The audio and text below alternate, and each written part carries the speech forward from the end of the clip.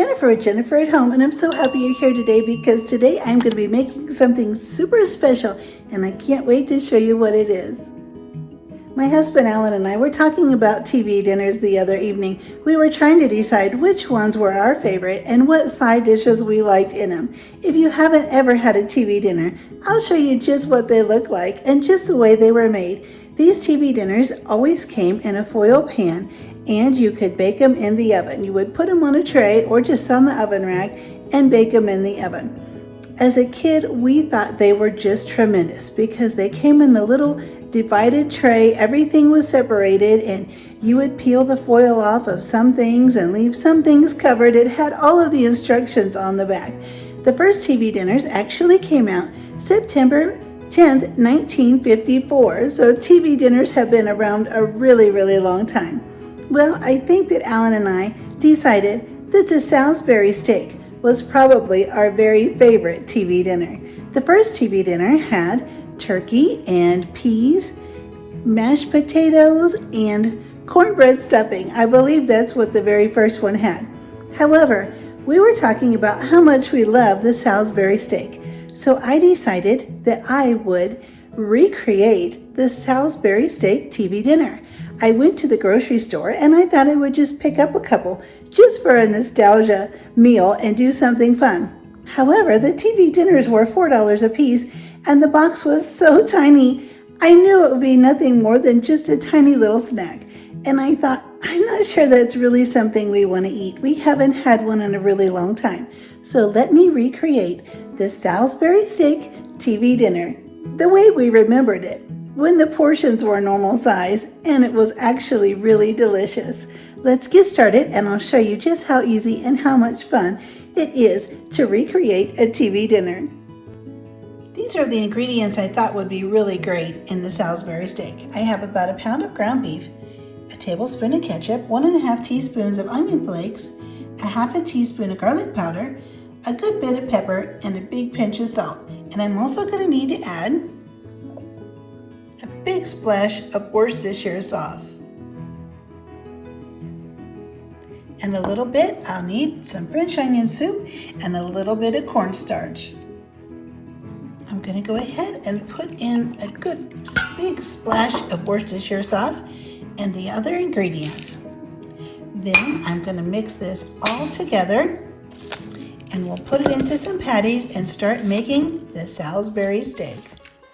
I have a skillet warming up on the stove and I have the Salisbury steaks all mixed up and I've portioned the pound of meat into 4 separate steaks.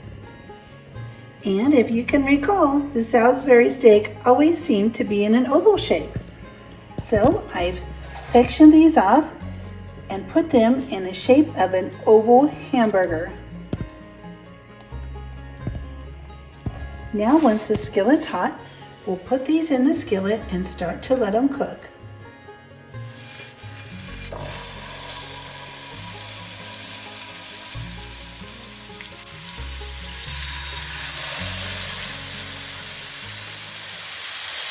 I'm going to go ahead and sprinkle a little bit of salt and pepper on the top of these. We want them to be very flavorful. Now we'll just let these cook all the way through. When they're halfway done, we'll flip them over and cook the other side. While they're cooking, I'm going to put on the lid and turn the heat to medium-low. I'm going to go ahead and flip these. You can see they've got a really nice sauce going there. I'll get them all turned over. And then I'm going to put the lid back on. They're on medium-low right now. We don't want to get them really tough. We just want to get them nice and browned on one side. Then I'll flip them over just like this.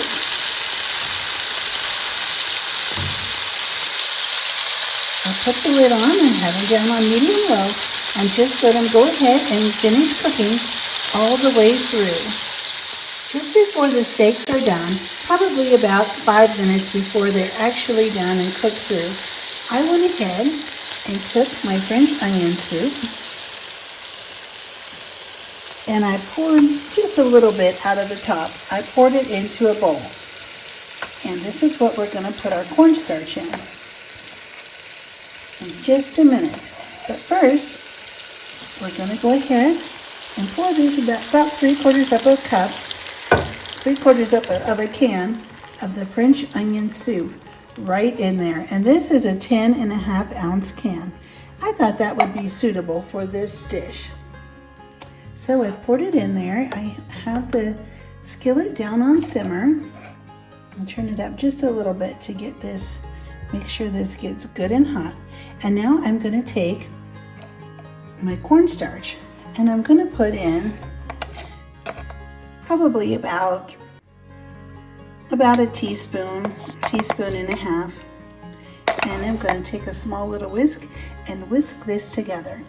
Now this cornstarch will make our sauce thicker, but we want to get all the lumps out. If we went ahead and put the cornstarch right in with everything else, there would be no way for us to ever get these lumps out. So you can see, just mixing them up with a small whisk will get all of the lumps out ahead of time.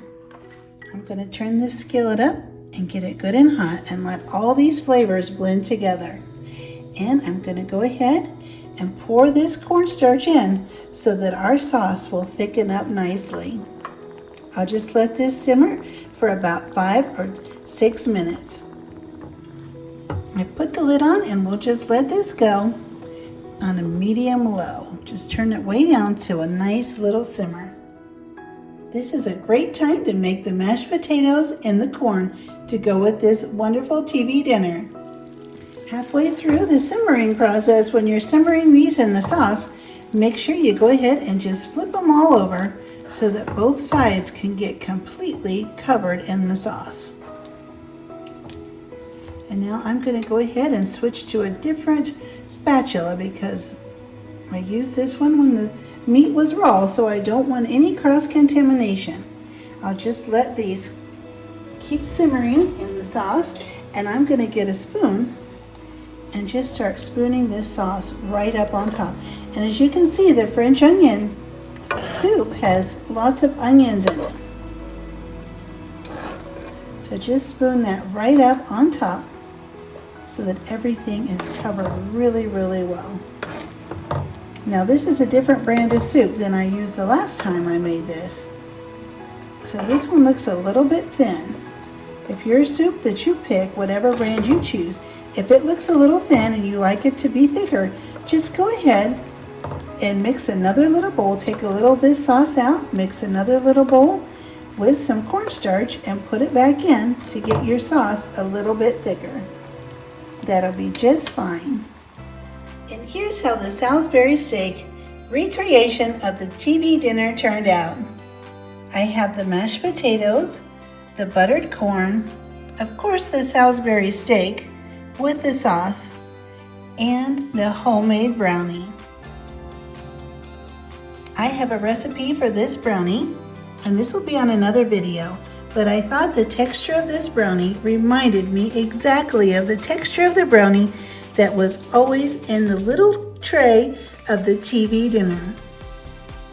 I know Alan is going to be so excited when he sees that I've recreated our very favorite TV dinner of all times.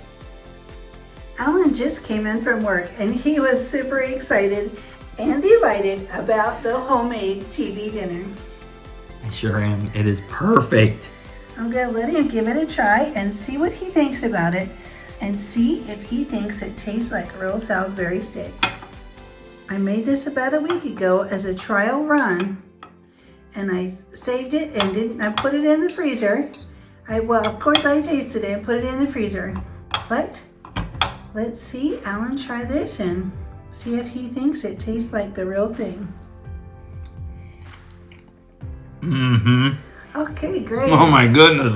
It's delicious. I love making up recipes to see just how well I can do. What will we try next? I'll have to look and see what other TV dinner choices there are.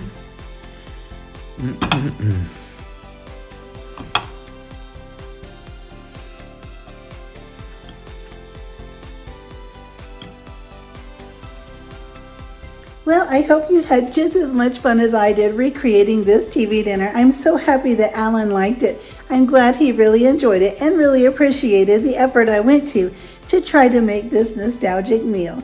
I would love for you to subscribe if you haven't already, and be sure to click the like button, and don't forget to hit the bell button as well. And I'll see you next time.